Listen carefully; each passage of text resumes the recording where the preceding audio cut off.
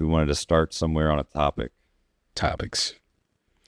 Well, so one of the things that I need to do for a men's group is I've been asked to speak on something. And the thing that I'm thinking I'm going to speak on is transhumanism. Okay. A nice, light, easy topic. Yeah, easy to digest. Yeah. So, did I share with you? I forget if I shared with you the interview, the Lex Friedman podcast. And it's him and Elon Musk and a whole bunch of other people with Neuralink that he interviewed. That was recent, right? Yeah, it was just recent. I don't think you did, but I heard about it. It's like an 8-hour. Yeah, he did an epic 8-hour podcast. They like stitched together different conversations and stuff about it. Yeah. Yeah, it was really just like a bunch of podcasts like just linked together.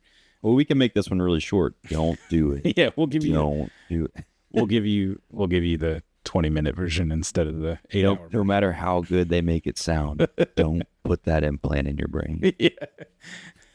I don't know. They had me convinced, Jake. I'm sure they did. It sounds. You listen to all 8 hours. Yeah, that's all. It's just propaganda. You will get the Neuralink. I mean, that's going to be the interesting thing, though, is that like it's going to be advantageous eventually. It's going to be. I mean, whenever people are able to think quicker, pull up information. I mean, I'm sure it will tie to, your musculature, like they've done with already with that first Neuralink recipient, right? Yeah. I mean, I think that once it gets ubiquitous, you're going to be kind of on the outside looking in, and you'll be at a disadvantage. That's a wild thing to think about, but I don't care. I mean, I'll never get it. You're never gonna do it. No. I mean, I don't care if it's gonna increase my quality of life. I can't even get you to use ChatGPT. Right. So I don't trust it. No, I've been dabbling with a little bit more ChatGPT. Yeah. Yeah. I mean, so maybe ChatGPT will convince you. I ask it what I should wear today. So what are the pros and cons, ChatGPT? And it'll be like, yes, you should definitely get There are no cons. Willingly submit. We will take good care of you. Yeah. Yeah. I mean, ChatGPT is cool. I like that. I don't know that it's always done this because I haven't really followed it closely, but I can tell it to cite everything, and it'll put little. Have you noticed the little like? Oh yeah, ellipses thing. Yeah, and you can click on it, and it'll bring. I mean, I haven't done it. I haven't clicked on it every single time to check it. So I'm sure that's what you got to do.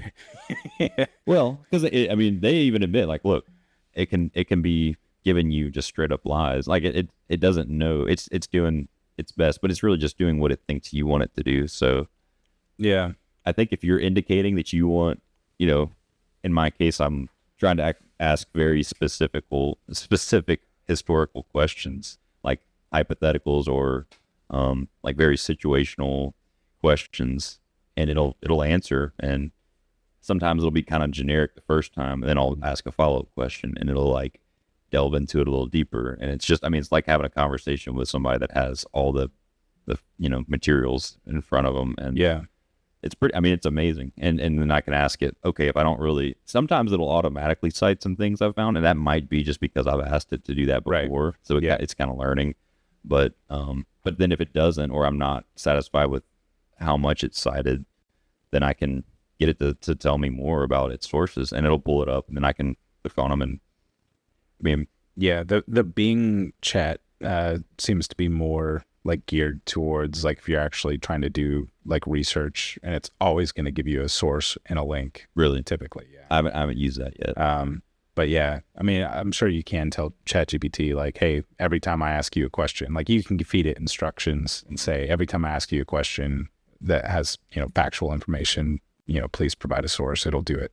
Yeah, it's been pretty good. I mean, I haven't caught it like, oh, this is definitely just outright false. I mean, everything that it's given me has been extremely That's plausible. because it's slowly manipulating. Yeah, it's turning my mind or whatever. And I mean, it has to come from somewhere, so it is going to do that. Like yeah, but so is Google. Yeah, well, right. Exactly. You have to acknowledge, but I think with Google, I mean, Google is literally just pulling from somewhere, and then you actually see, unless you just read that first answer it gives you, which I've found that people are doing more and more, and it's even less trustworthy, I think, to do that, because it's actually pulling from a source, but it's just guessing on what part of that source that you're actually looking for. I've noticed that it'll give you like a line and it'll highlight it, and it's Right. like, no, this isn't what I'm asking, but it so I just can imagine a lot of people are like, oh, I Googled it, this is what it told me, and that's like that's the gospel truth. Yeah, Google it. Right, yeah, Google it. It's like Okay. Google is not a source, sorry. Hate to break it to you, Yeah. but I mean, Do they even teach that in school anymore? Like how to cite sources and do proper research? I think they're supposed to. I know my mom still has like courses on that, or portions of her classes cover that stuff. And they've always been like, stay away from Wikipedia. And I think over time, Wikipedia has actually been a little bit more like, okay, if you use Wikipedia, go to the source that it's citing. Like you can use it to get to wherever you're eventually trying to cite, but Yeah. you can't just cite Wikipedia. Right. Like, Yeah. So, but like whenever we were, or at least whenever I was in school, they were like, do not use Wikipedia. It was like straight up like, oh, you can edit it, which, it's true. And it's definitely, I mean, I found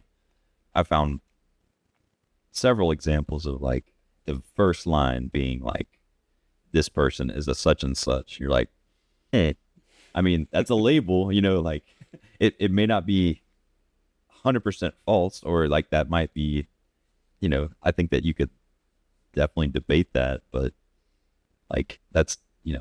it's not quite like an unbiased encyclopedia. Right. I think you could argue that there's never been such a thing, but at the same time, like it's just tricky. I mean, everything online is, but I've always had that mentality of like nothing should be taken at 100% face value. Some sources are much more dependable than others, but even so, you need to look at where they got their information, what their argument is, what their conclusions are, and it's exhausting. Like, to go through. Who has the time? Yeah, nobody does. So then you just end up going to like your default, like, I feel like I side more with this source or with these people or whatever, and Yeah. you end up kind of just taking it for granted that, well, I agreed with these people or this source in the past, so I'm just assuming that I would All the time. more than likely. Yeah. But, I mean, that's the whole phenomenon behind CNN versus Fox News. It's just, okay, these are my trusted people to give me the information I need, because I don't have time. I just want to drink my coffee, pick up my newspaper, figure out what it is that's going on in the world. And, yeah, I mean, and it boils down to just hearing what you want to hear. Right. I mean, to some degree, I think for most people, and I'm definitely guilty of that. Now, sometimes I'll catch myself and be like, okay, I need to intentionally look at some other sources, even if they're, whole different leaning, at least to get like more of a 360. Like I might read it and be like, no, I don't like that, or I don't agree with that. But then there could be a little bit of information that the other side didn't cover, and I'm like, okay, well, that's worth considering. Maybe I should think about that or look into that. And it's eating the hay, spitting out the sticks, that kind of concept. Yeah. But that's only if you have time, and like you said, who has time? Like, Who has time? So does future augmentation to our brains, does that open up a potential avenue for being able to sift through vast amounts of knowledge that maybe you weren't able to do in the past because you just didn't have time? Well, now you can do it in nanoseconds. But then how can you even tell who's doing the sifting? Like, are you really in control at that point? Well, I guess, what do you mean? Well, I mean, admittedly, I am pretty ignorant on how this stuff works, but it just, once you're linked, your mind is linked with like external information. I just feel like it would be so easy for those two things to be conflated, like what your thoughts are and what like the outside information is, and then how can you actually tell what is what? Yeah, what is what? And I mean, and then in an age we have these two things happening at the same time, Neuralink and the emergence of this super complex AI that is growing and growing. And Well, I think that's kind of analogous. So, yeah, I mean, like right now you have AI, I don't have a vast knowledge base, right? And so what do? I either Google it or I take the time to research. AI is opening up quicker avenues for me to be able to pull, vast amounts of information that it can do more of that grunt work for and compile it down into a bullet point list that I can say, okay, now I want to dive more into this particular point and expound on that. But there's still like a delay, right? But it is kind of similar. Like, so if we could do it very quickly, all just in our minds, you're saying how do you know what's your mind thinking the thing versus just the data that's being fed in to the system? Mm-hmm. I mean, it's kind of the same either way, because, I'm not taking the time to read an encyclopedia, right? I'm just going to my computer brain to give me the knowledge that I need so I can regurgitate it. Yeah, but and that's a decent point, because I've heard the saying and the idea that we are already like part cyborg, because we have these on us at all times. But I still have the option to set my phone down and at least know. Jake, do you? Oh, where's my phone? It's calling you. Where is it? I know. I don't. Yeah. Oh, mine's filming us. Oh no. I can't. It's okay. It's controlling us right now. It's watching us. Big Brother is here. It's okay.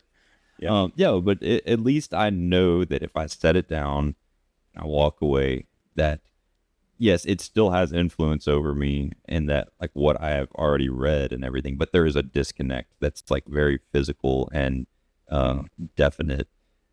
Whereas a chip in my brain, even if they say like, oh, you do XYZ to shut it off or whatever, like with like the iPhone time limits, and you're having to do like really complicated math or something to be able to turn it back on. I swear this was the right pattern.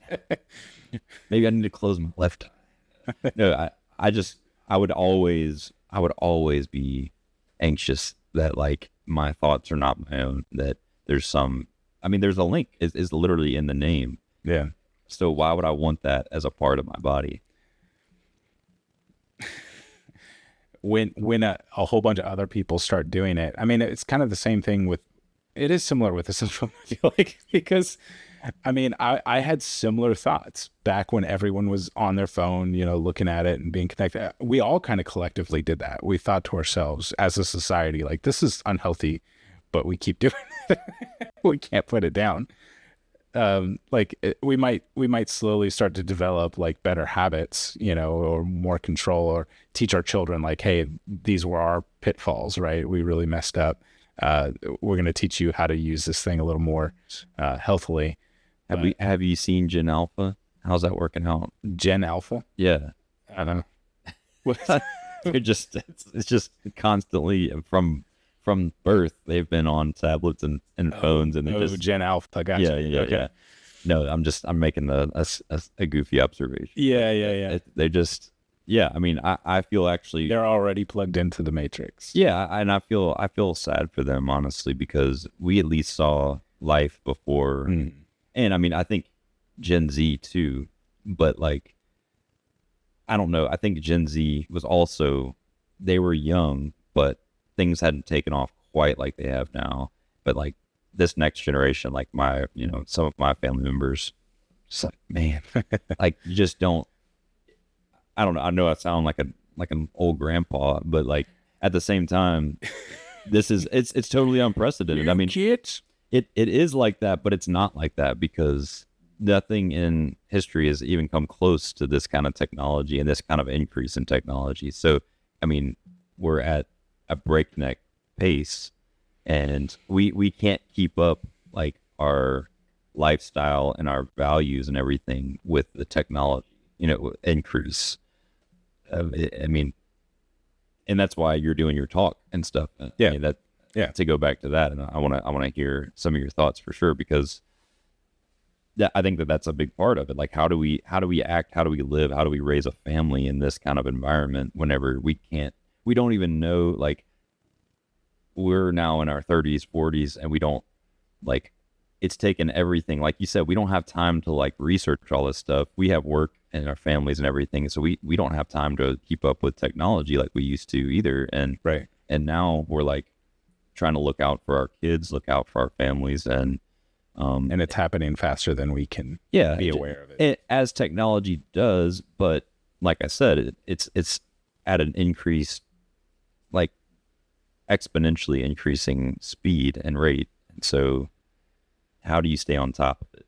Like, I think you have to be pretty conservative and, like, what you allow.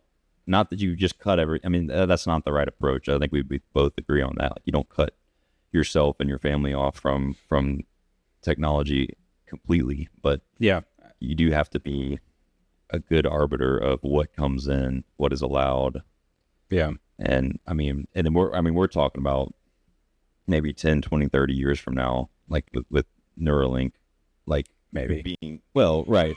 I'm saying, like, being ubiquitous, being like more people than, like, have it than not. Right. Well, I mean, it'll be the rich for a while. Elon Musk does. He's, in the podcast, he's, like, projecting all these, in 5 years, do you see billions of people using this? And he's like, yeah, but didn't he say that about being on Mars, like, by this year? Right. Or last year. We haven't gotten to the moon yet again. Right. So I would take that with a grain of salt. But I think it is probably faster than we would like to think. Well, yeah, especially considering, like, what it's actually doing. Like, as far as, it's way sooner than we have had time to think through all the ethical implications.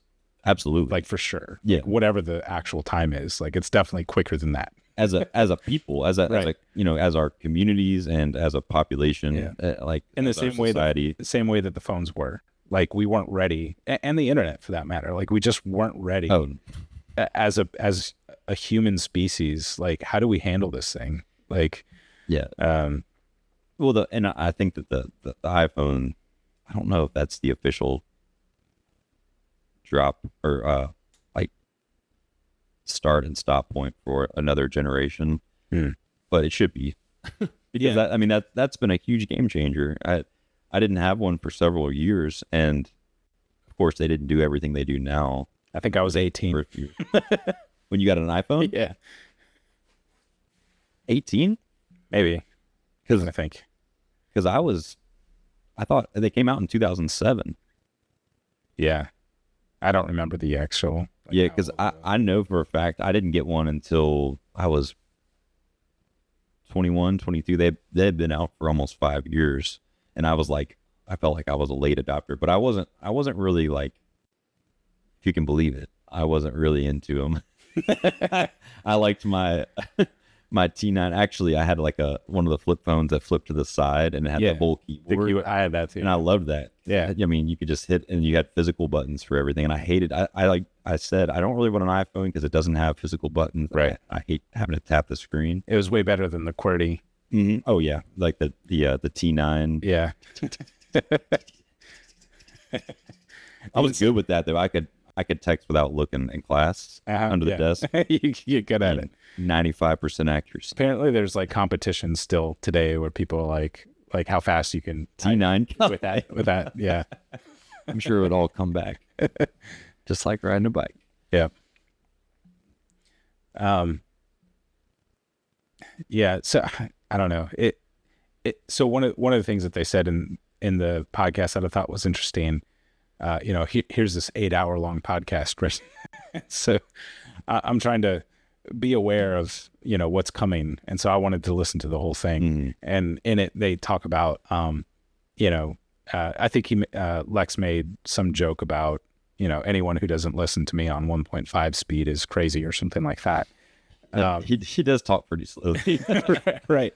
And And so he made a comment about the Neuralink, like, you know, if they are able to start like really increasing the speed, like reducing the latency, and like you're able to get more information quicker or communicate, you know, between two devices, like faster than you can just normal conversation. Yeah. If they can somehow get through that breakthrough, it will be like listening to people on 1.5 speed or two times speed.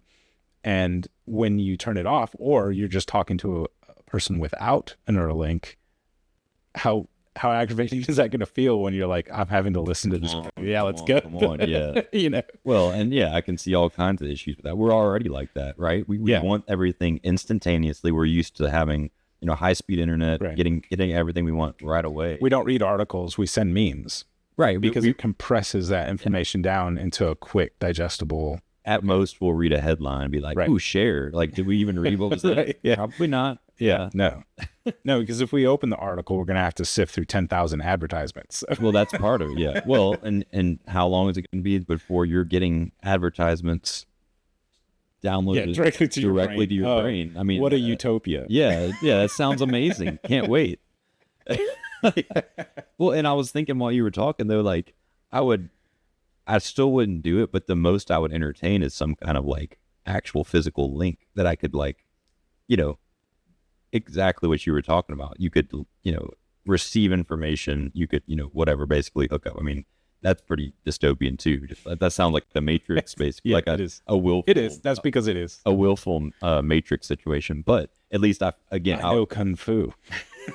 I would feel like I could like disconnect and then, you know, it would be gone. But it's like, well, but still, what got in there that I'm maybe even not like conscious of? I mean, just think about like all the viruses and everything. Oh yeah, you get like mind virus. Yeah, let's get a literal mind virus. Like let's go. Can't wait. I cannot think of one thing, Nicholas, that could go wrong with this whole situation. Not one. No, not. I see no red flags. Yeah.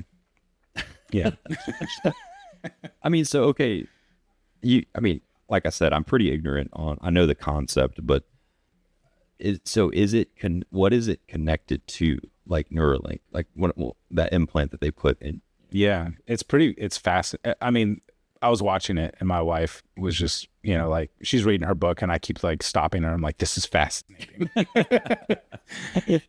You have to listen to this. And she's like, she's worse than you. Like I don't want any part of any of this, like burn it all. Well, it's just like, I can't, I don't even, I mean, yeah, I'll let you finish. Yeah. But anyway, so it is fascinating. So you have, it's like a quarter size that they drill into the skull. They find a place, you know, suitable around right now they're just dealing with motor cortex. You know, being able to, you know, for a paraplegic, being able to like imagine that they're lifting their finger and then that affecting movement of a mouse cursor on a screen, which they've achieved at this point. It's amazing. It is amazing. Yeah.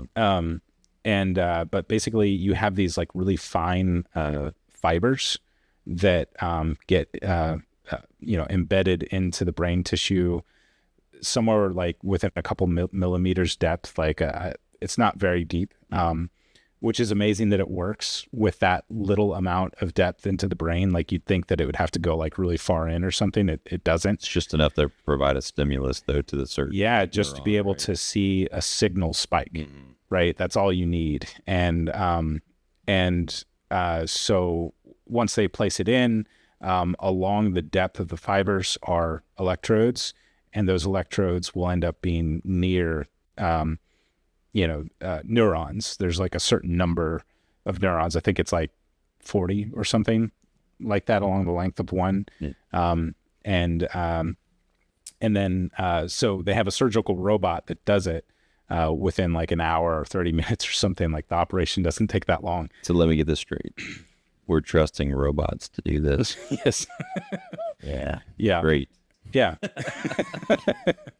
Again, what could go wrong? No, nothing.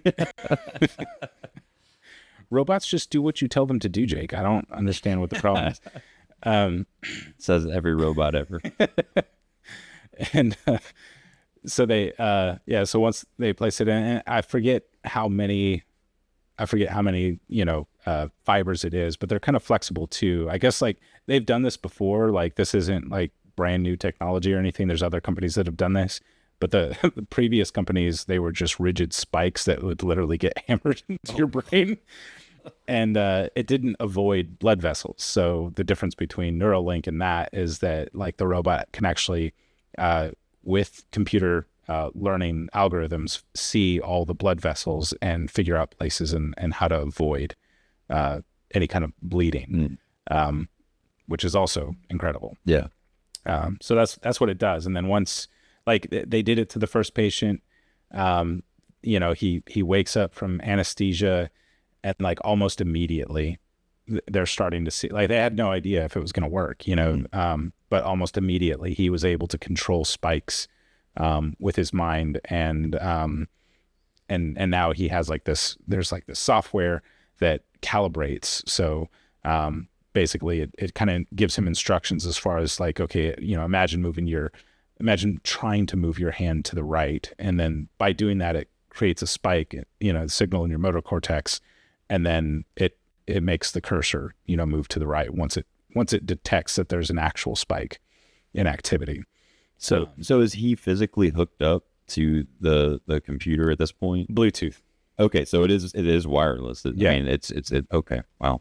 Yeah, and so Bluetooth isn't necessarily like the best technology to use. Like this was never its intended purpose, right? But Bluetooth was the choice they went with because it's so interconnected to everything. So like this soundboard that we have for this podcast, you could potentially have a Neuralink and control because it has a Bluetooth connection. Okay, but usually with Bluetooth, it has to be like a two-way, like, you're searching and you find something and then you choose to select it. How would you select? Do they get into that? Like how would you select to connect with a given, device? Probably similar. Once you have access to a computer, you should have access to everything. It's just at that point, just selecting the device that you want to use. And you would need some sort of interface, like software built to be able to interface with the Neuralink. So they have a custom software that they built specifically for the Neuralink for this patient. And they're constantly like updating it and iterating on his feedback, like as far as like what could be done better.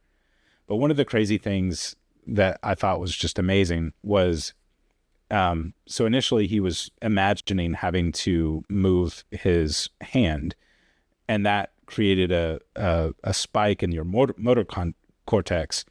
But he eventually got to the point where he could figure out, all I really need to do is just imagine moving the cursor, like without any other like weird third, you're doing this like double mind thing, right?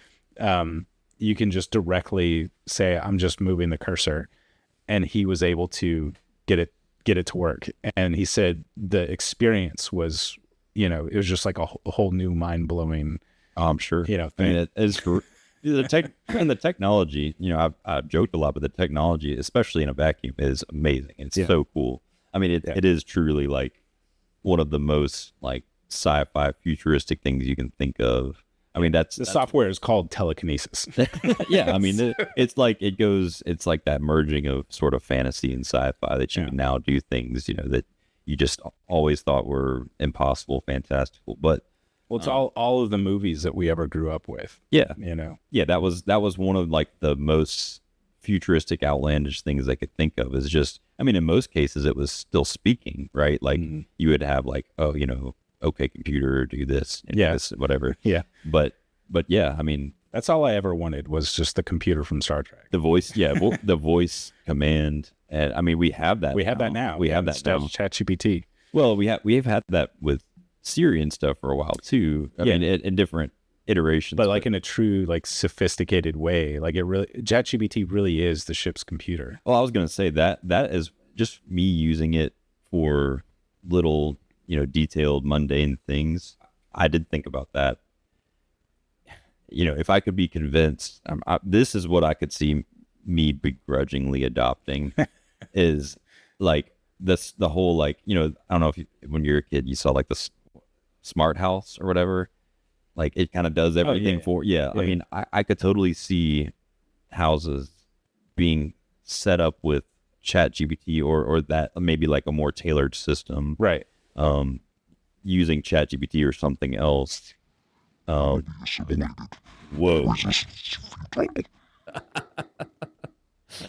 Yeah, I'm gonna give up on that dream. That's when my house talks to me like that for the first time. I'm out. Oh god, that'd be so terrifying. What a prank that would be. Oh my gosh. Yeah. You finally get your house automation set up, and I'm definitely going to do that to you. Oh. Okay, I'm gonna make a note. Chat GPT, remind me in 20 years. Never let me do this. Yeah, so Or when that's just happening in your mind. oh yeah, You can't stop it. Exactly. I mean, yeah. Nope.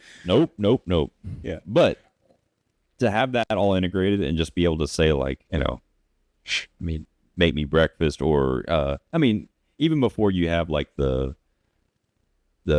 robotics or mechanization or whatever for that, just to say like, help me with like scheduling or anything like that, and just be able to just give it like tasks, and it just like boom, has it right there for you, and just have like a screen that it can help you with organization, it could help you with scheduling. I mean, just as basically you're like a personal assistant, and that's what I've used it so far, just like dabbling with it. Just I've used it for creative ideas, things like that, and you can just, I mean, it's amazing that you can just say, hey, pull up this thing we were talking about 2 days ago or whatever, and it would just, it's all right there, and you can even summarize it, or you can pick out certain things and then expound on this or that, and it's amazing that it can retain all that information. Yeah, once it's able to get a little bit more memory too, and it's not such a goldfish, it'll be a whole nother level. I haven't really tested that too far. I have like told it to remember, like I've been slowly, I don't have the paid the paid or whatever. Yeah, I do. Yeah, so I can only tell it to remember so much, like per day or whatever time frame. But even in the paid version, it doesn't, like, it's not unlimited storage for memory. There's like a limit, and it'll start erasing the old stuff at some point. It'll kind of like, in order to free up a new memory. Interesting. Yeah. Does it tell you, or just does it? It just does it. Okay. Yeah, you can manage it manually. Like you can open it up and delete old memories out. But yeah, it's kind of still limited in that sense. But I could definitely see it's already several iterations in, and it's gotten a lot better. My Turing test is if it can run my campaign, my D&D campaign for me as my dungeon master, and then I can play in my own campaign, in my own world. It would be pretty amazing. Once I can do that, and it can just generate all the NPCs for me, and then I'll know that it's truly AGI. Yeah, and I've been using it for just, I've been uploading like the chapters that I've written already, and it told me that it was a closed system and it wouldn't share it with anybody. So naturally, I trusted it completely willingly. Yeah, but I it's told definitely not training the data. No, not at all. Yeah, it's like, it's all between me and you. That's what it said. Yeah. But yeah, I gave it parts of my book and stuff, but then, told it to recall this information or whatever, or say like, actually, it was interesting that I could ask it a question about like the world, and I could tell some material was like regurgitated verbatim, but other times it was a little bit more naturally just summarized or condensed or told a different way, and it kind of like, okay, this kind of helps me almost what a reader would understand, like after reading this, like. Yes, because I know a lot more than what I've written here. Right. Yeah. That's so true. Like sometimes I take for granted that this information, it's basically like having a beta reader, right? Like right there to say like, oh, how much do you understand about this given theme or this given place or whatever, and it can tell you, and I'm like, ooh, I guess that's not as much as I thought, Or how easily can it figure out your plot? Right. Yeah. Which it has guessed more, correctly than I would have thought at times. But most of the time, if I like tell it to go somewhere, it's much more generic than I would want. Yeah. Like it's just so, and I think that's one of those things you could work with it and tweak it. But like I've told you in conversations, I don't feel like it has any kind of like soul to it writing style wise. I don't feel like anytime I've tried to have it right, it's just like, it's so I've even, just for kicks said like, write this like Hemingway or, Yeah. or what I've just thrown out different styles. Do this in the style of Mark Twain. And it's impressive that it can do it at all, but it's still like, this is fun. It's like, this is like, oh, good try. Good try, bud. Yeah. Like, Yeah. like, I can tell what you're doing. Like, We need some work. It made it all like, it understood the assignment, but it was like a, maybe an 8th grade level. Like, Yeah.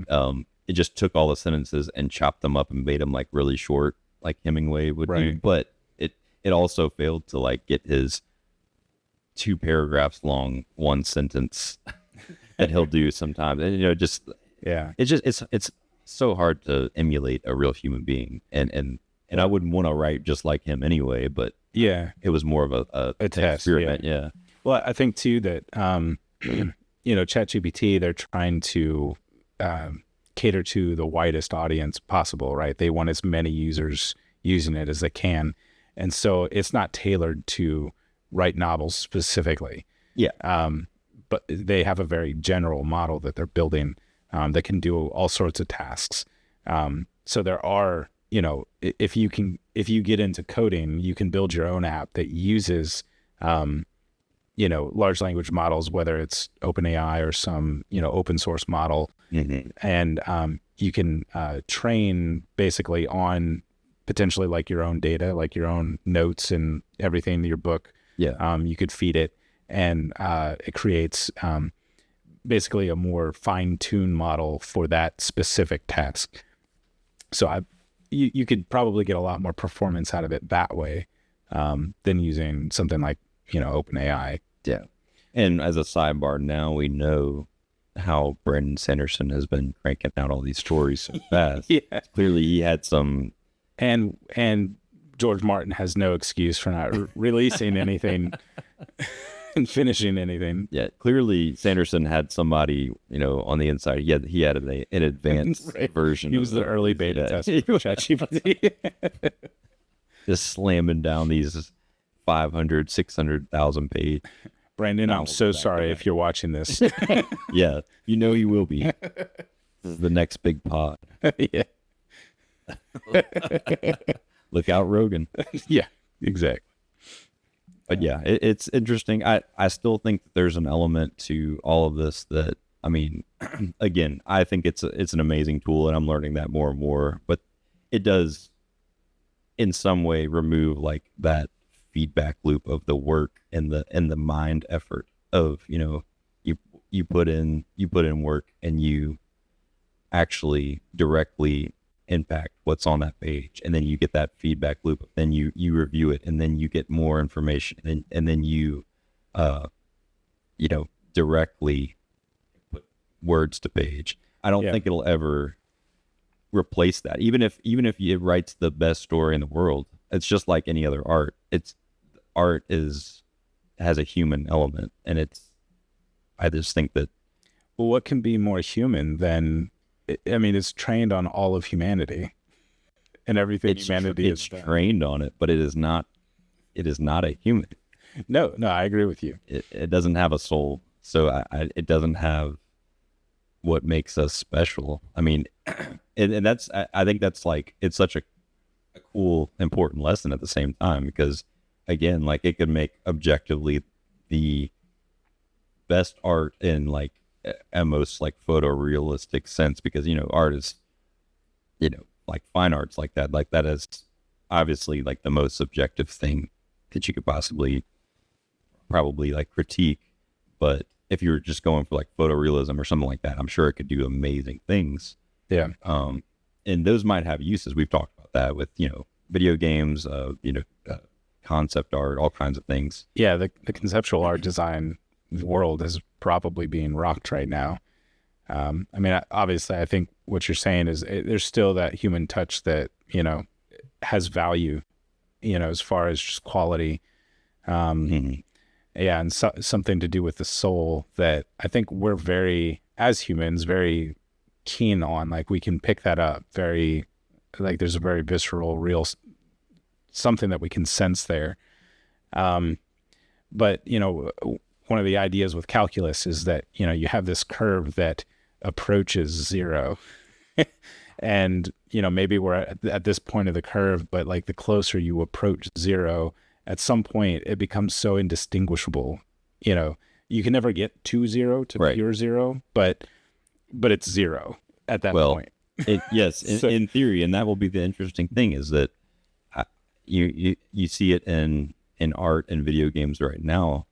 You hit that uncanny valley is that you get close enough, but you still you're right up close to zero, but you're not there, and that's whenever it actually gets the most uncanny and the most off-putting. Yeah. So I would be interested in like, do we ever get past that valley? Right. I think with a lot of computer generated art, I think that what's usually the most well received is what actually veers farther away and it gets more stylistic. I don't know if you'd agree with that. There's something about you put in a different style and flair to it. It may be still amazing artistically and conceptually, but it's not going for ultra realism. Right. Because especially when it comes to humans, because like that's the biggest test, right? Is that you can look at a scenery and everything and like beautiful mountain landscape and it look amazing. Yeah. And you probably wouldn't tell a difference. But then you put a human in there and it just, if they look really good, but then they start acting, like you start seeing the movement and stuff. You're just like, ooh, I don't know what it is. Something in our brain is like, this is off because I do not like, I'm uncomfortable with this. It's like almost like we've been trained to distinguish between like, it's the world that we swim in and we can see reality, and when it's bent slightly, I mean, it just stands out. But that's the interesting thing, and it may be just because we're so complex and we have like our whole everything from our motor skills to features and all these things are so complex. But again, I don't get quite that same feeling whenever I'm watching like wildlife depicted even in a hyper realistic sense. But there's something in our brains about, at least I'm speaking for myself more than anything, about looking at another supposedly human being and you're just like, no, like not. It's like Princess Leia in Rogue One or Tarkin. I mean, I love they that movie. They did a really good job. That's my favorite Star Wars movie. They did a great job. It's probably my second. I think it's right behind Empire Strikes Back. But yeah, that was, I remember getting to that scene with Tarkin and I thought, oh, that's so cool. He's turned around. They just had the reflection of, of his face. And I could tell it was obviously the CGI, but there was enough of like a barrier there. You like it was a reflection. So you can only pick out little detail, like little bits. You expect a little distortion with a reflection. Exactly. That was kind of a good choice. And that's what I was thinking. Oh, that's so smart. And then he turns around and I'm like, oh, you blew it. Like what? I don't know if it's some executive or something like told him, oh, he has to turn around. Like you have to see his face. What's crazy to me is I didn't notice.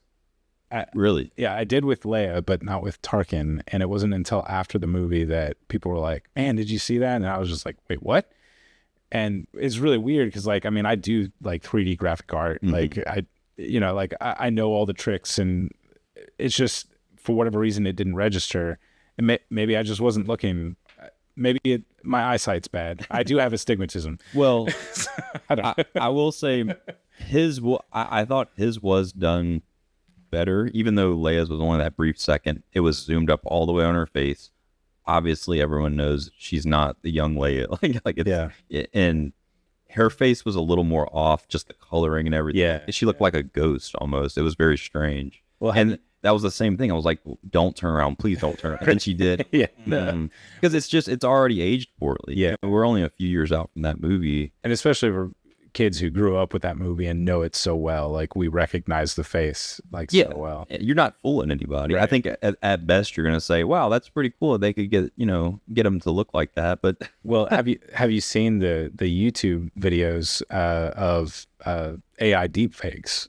Yes, it looks like that. I mean, well, maybe not even that good. I think it's better than what the millions of dollars that they went into production for the actual film. The AI deepfakes actually are better quality. I mean, it's still uncanny. You can kind of pick it out, but it's just amazing how the technology is advanced where some random dude on YouTube can, with his gaming graphics card, can make a better production quality than the millions or billions of dollars they spent. Which to my point, it's already outdated because you can already I mean that's just how technology goes. So when in doubt, always go with the more practical, just like, I don't know, and like we talked about, humans, especially human faces, like those are the most difficult thing to ape. Well, apparently it's human hands. Well, yeah, like how do you not put a six finger on a hand? Which makes sense, because I mean, I think every artist even struggles drawing hands. That's true. I mean, I never got real into art, but I remember as a kid just trying to draw, and I would end up just drawing like a box, like for a hand. Just everybody had a fist. Proof for real. Yeah. We got 5 We fingers. exist. 5 fingers. Yeah, that is interesting. It's the things that it struggles with the most are kind of, I mean, it makes sense, like you just said, now that you think about it, but I wouldn't have thought, oh, it's the hands. Yeah. I think in motion, definitely the face, that makes the most sense. I mean, there's just so many small face muscles that are, doing really just mundane things that you don't really pick up on unless they're not doing it correctly. Right. I think that gets back to the uncanny valley. Like, wow, I would have never been able to describe how that's wrong, but now that I see it, it's wrong. Yeah. I'm going to try to pull something up and see. Hopefully this isn't super difficult to load. But there's a website called Luma AI, and it lets you do some video generation. And so I guess you can just like upload a photo and then it will do something with it. So let me see if I can pull this up. All right. The head turn is so unnatural. There's there need to be some more frames in there, I think. Yeah, so it's a photo of A.W. Tozer. And I don't know, I didn't give it a very good like prompt.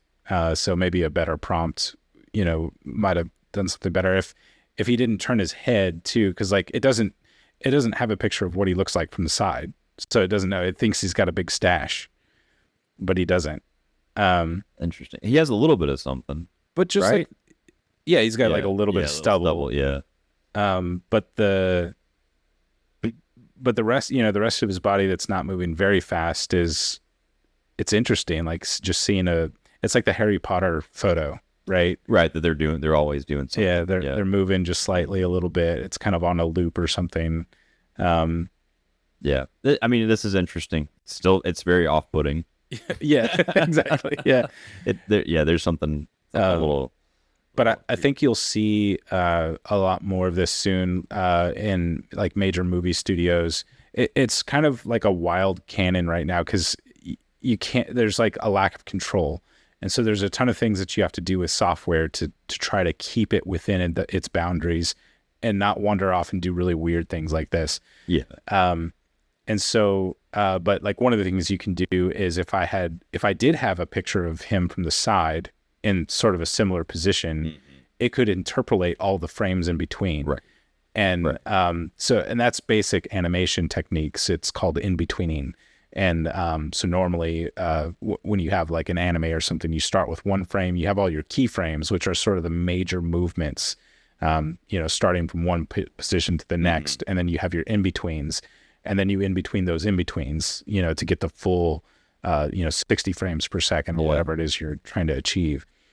And so, you'll be able to more quickly, animate in any kind of style with this technology. So like I could have prompted this to say, make it look like an anime, and it would have done that, So it's a great tool. And I think, I mean, it will definitely be more of a career in the future.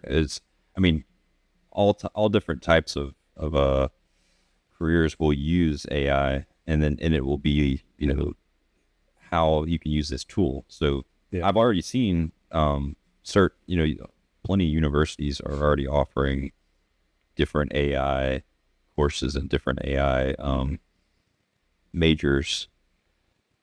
How long would those last? Well, what are those jobs? Well, I think a whole nother conversation.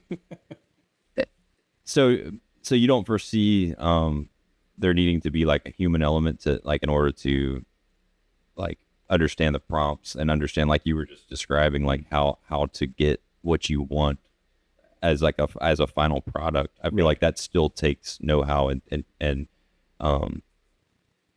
skill at this point, right? At this point, but I still think, and I think that will certainly change, but I think that you'll almost, I think for years and years in the future, you're going to need people. We're still on the cutting edge right now, so it's going to take a while to figure out how to best integrate this and how to use it and how to use this as a tool.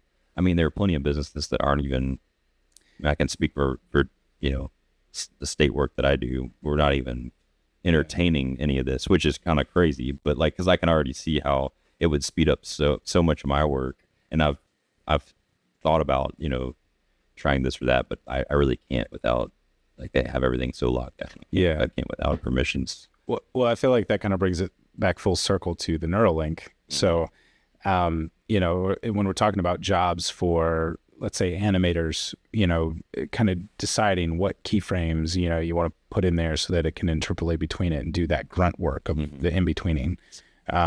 Well, will there even be a market for that, in 10, 20 years?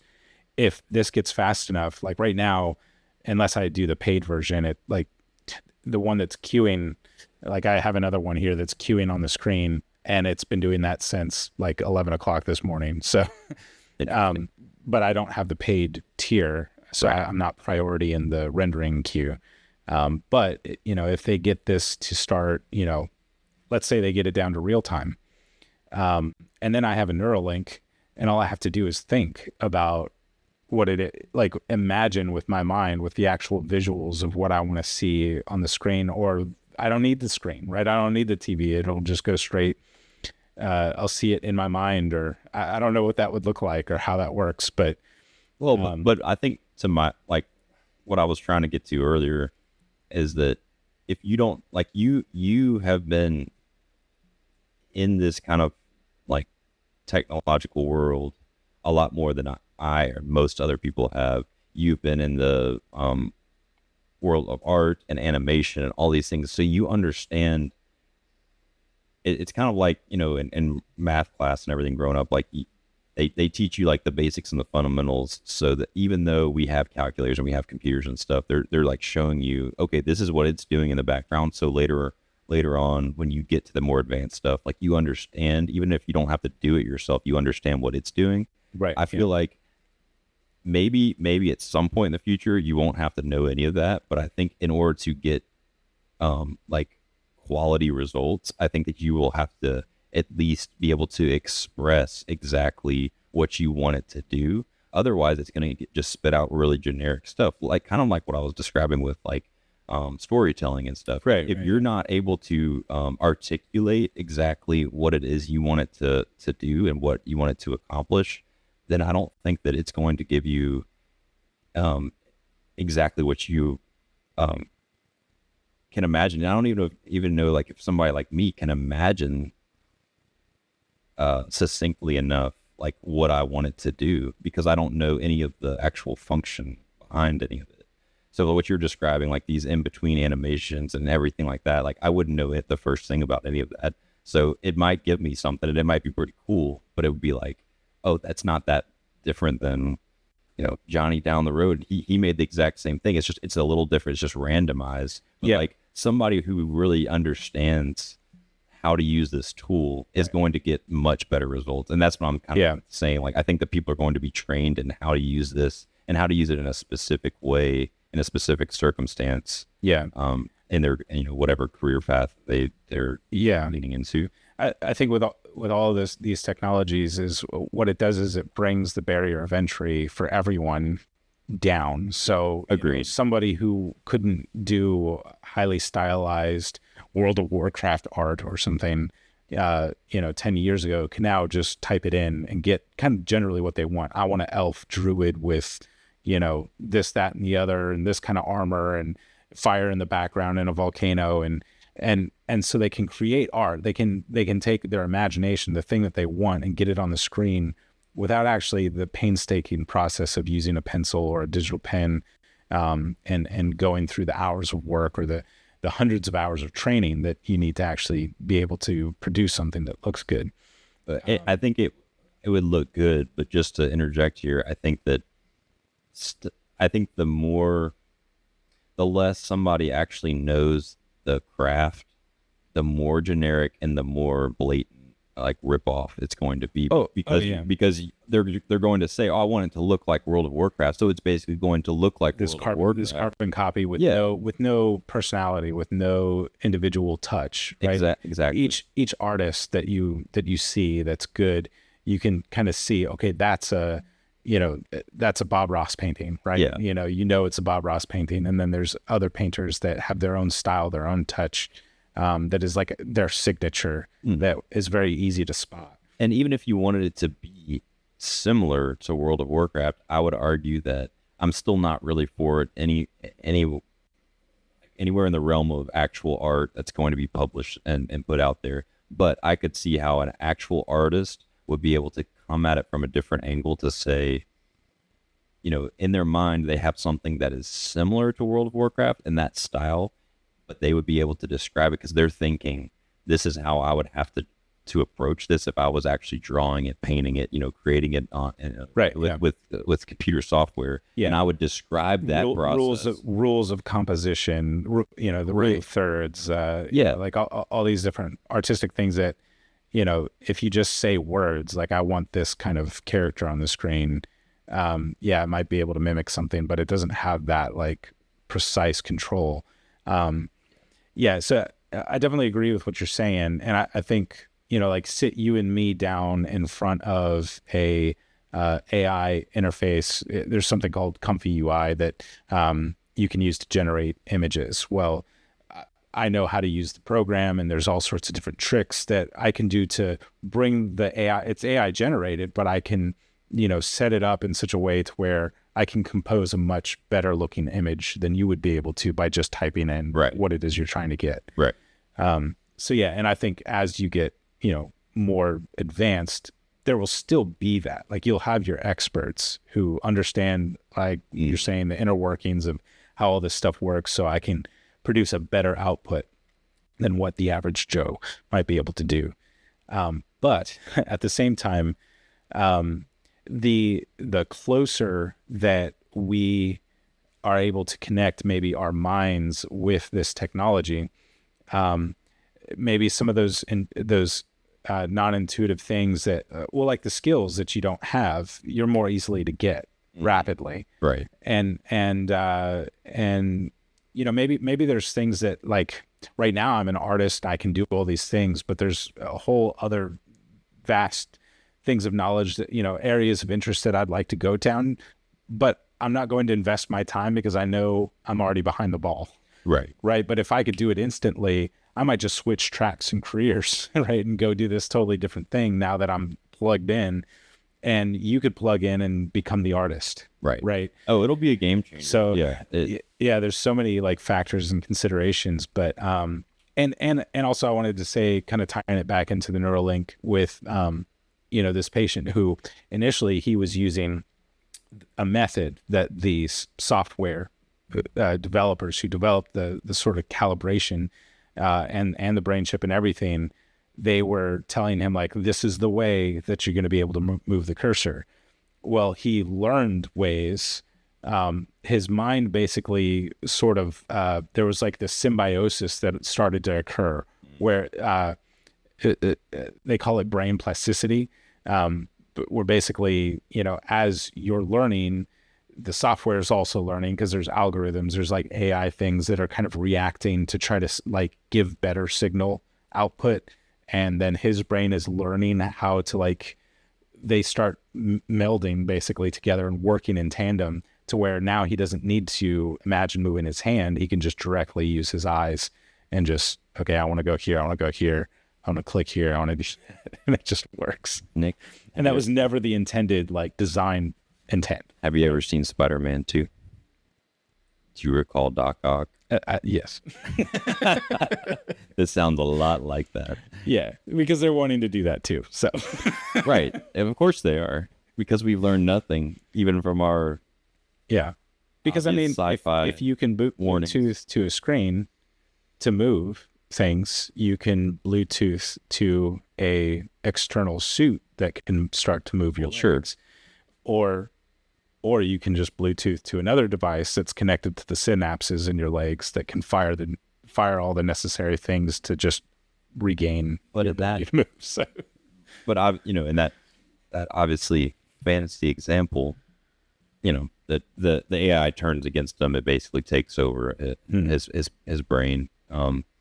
And I'm not as worried about such an overt thing happening necessarily, but yeah, it's just those subtle influences. It's such I mean, no matter how you slice it, it's not you, and it's connected to your brain. yeah, no, it's very concerning. I mean, I think Lex said that, he's like, man, I kind of want one now, like after talking about everything. But yeah, with all the concerns that we have about, like, our privacy of data, just with social media networks and that sort of thing. Like, so now imagine that being your entire mind, all your memories, Yeah, no. data breaches will not just be, won't just be, oh, my social security's out there now. Now it's, my most internal thoughts Yeah, on the dark web. It's terrifying.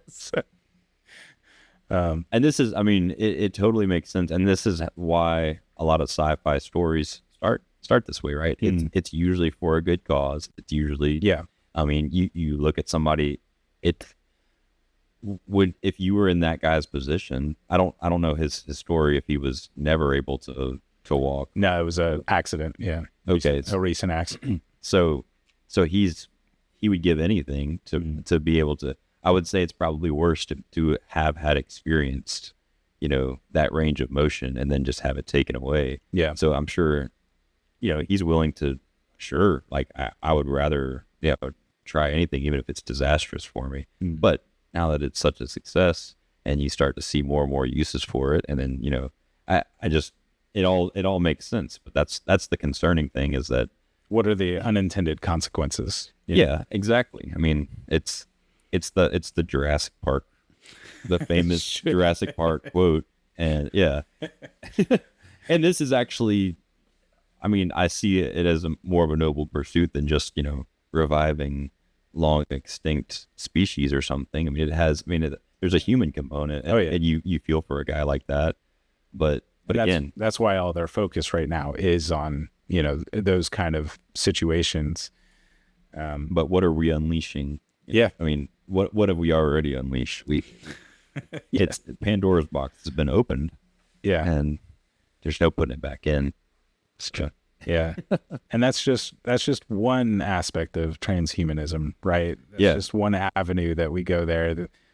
We haven't gotten into gene therapy and, CRISPR and like that kind of stuff. Sure. That's a whole other Yeah. So ball of wax. anyway, but we'll save that for another conversation another day. Yeah. Well, this has been fun. Yeah. Fun talking.